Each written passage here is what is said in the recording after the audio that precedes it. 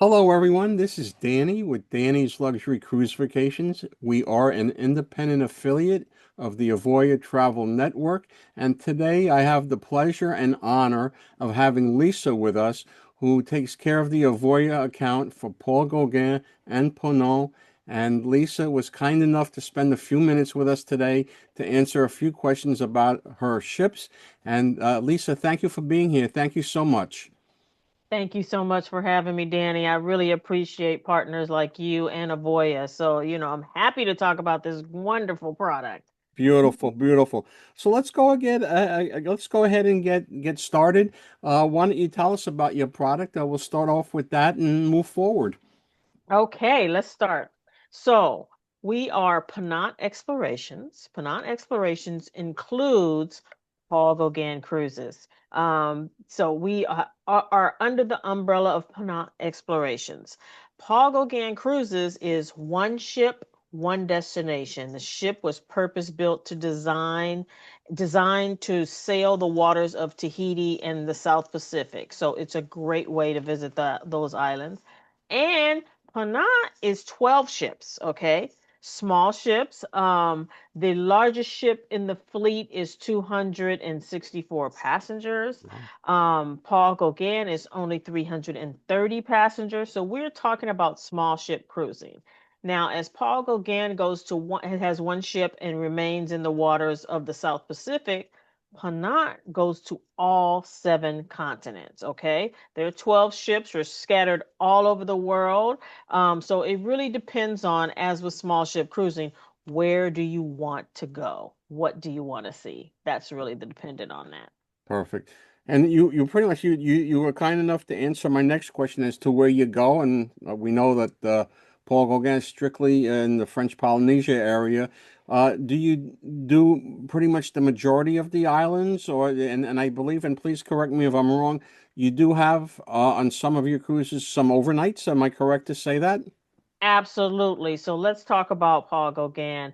We always have to remind people where Tahiti is. Okay, Tahiti is just an 8-hour flight from Los Angeles. It's an 8-hour flight, eight and a half hours. So that's from Los Angeles to Tahiti. First, you got to take that flight over, and once you take that flight over, you're in this beautiful, untouched destination. Absolutely stunning destination. And we so instead of just going, it's known as Tahiti is known for the overwater Hmm. bungalows. Okay, and we like to say this overwater bungalow sails. Most people fly into Tahiti. They do the inter-island flights to like Bora Bora, or maybe even a ferry over to Moorea. And with that way you get like two islands in 7 days. So with Paul Gauguin and with most small ship cruising, it's really about seeing more and experiencing more of the destination. So you spend full days on islands, islands like Huahine, Taha, Raiatea, and then we do have overnights on the islands such as Bora Bora and Moorea, where you have more time to spend, more things to do. You do have overnight. So it's really a destination oriented cruise line where you need to spend overnight, you will spend overnights as well. And is it fair to say, Lisa, in my mind, anytime I go on a cruise, I always come in a day or two earlier. Jet lag, if there's issues with the flight, you get to see the destination. That would you agree that's a fair comment to come in at least a day or two early?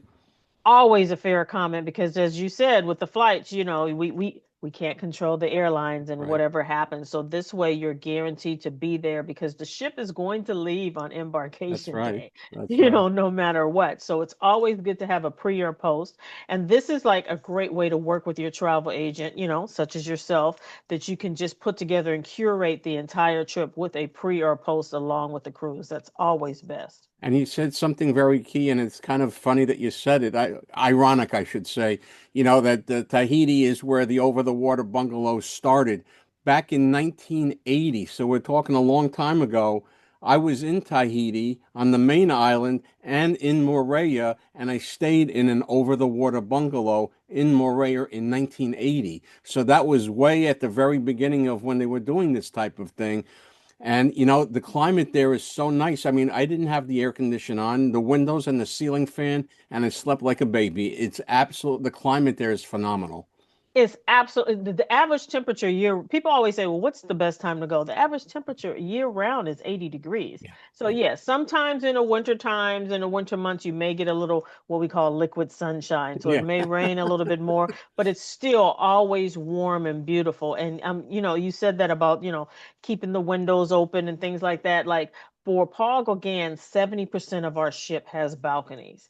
And listen, if you ever need a balcony in a destination, it's in There it is. Tahiti Yep. to sit outside and just like if you can see my background Hmm. here, this was, quite just a few years ago, this was my introduction to Bora Bora. So this is Mount Otemanu Hmm. behind me, and I just literally opened up my curtains, stepped on my balcony, and snapped this beautiful picture, There you like go. with my iPhone. This is just really what it's about, There you okay? go. Yep. Beautiful, beautiful. Having said that, Lisa, um, do you have a specific target audience, a specific demographic that would be a good fit for your products? Obviously, and I maybe obviously is not a good word. Paul Gauguin versus Le Ponant, it's gonna be a little different demographic. It really is kind of the same. So this is what we have to think about, Danny. You have to think about small ship cruising. So the person that really wants to go and see the destination, learn more about the destination. With Ponant, with Paul Gauguin, you have our Legogans and Legogines on board, so they're teaching you about the culture and the Hmm. history of Tahiti. And really, Ponant is the same way because you do spend a lot of times on island. It's really about going to see these destinations. So the destinations are curated to see more and experience more. And the ship is a vessel. They're absolutely stunning ships, lots of things to do. But really, this key is the ship is a vessel to see more destination. It's a destination oriented cruise on a small ship such as Ponant or Paul Gauguin. Now, if I may ask you to deviate a little bit, if it's, and I hope this is fair, on the Ponant, when you guys go to Antarctica, you do landings there as well as some of your friendly competitors, if I may say that? Absolutely. We definitely do landings, and here's the thing, we limit, the people because it only can be so many people, there. So we limit to people to about 200 so we can make sure everybody can get some experience of landing in both destinations. And if I can talk about Panat with, the Arctic regions and the polar regions, with going to the North Pole. If anyone knows anything about the North Pole, if you really want to go to the geographic North Pole, the actual 90 degrees, there's the magnetic North Pole, the geographic North Pole, the pole of inaccessibility. If you really want to do that, the only way to do that is with Ponant and on Le Commandant Charcot, which is our ultra luxury ship. Okay, and we also do again Antarctica. Everybody's going to Antarctica, but the way we do things, you can on the Charcot, you can circumvent Antarctica. So we're Oh, the wow. only ones that do a full circumnavigation. You can start in Ushuaia. You can go all the way to Australia. There's one that goes from Ushuaia to Australia to South Africa and then back again to Ushuaia. So, so I always think about, the nerd in me always says, to boldly go where no one has gone Yeah. before. So those people who think that have been everywhere and you want to do something different, this is the way to go. I'm telling you, it's a Yeah. lot different from our competitors. Oh, absolutely. And I always say to my wife, who has time to work, there's just so much to see. Yeah. So much. My list is vast, Danny. It's vast. I don't know. I hope I can get through it. You and me both. I was hoping to win the lottery and retire as much as I love this industry and just go from place to place to place. But I still get to go and I still get to enjoy this wonderful industry. Uh, Yes. are your products all inclusive? Great. Another absolutely great question. So, all inclusive, let's talk about that because it means different things to different people. Okay. So, let's start first talk about Paul Gauguin, what all inclusive means to us. All your gratuities are included. We have 3 restaurants on board.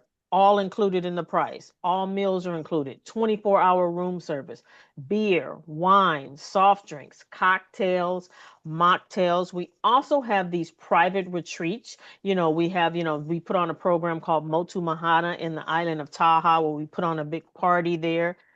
We have non-motorized water sports, which is completely included in the price, like stand-up paddle boards and kayaks. Snorkel gear completely included in the price. So in that sense, it is an all-inclusive product.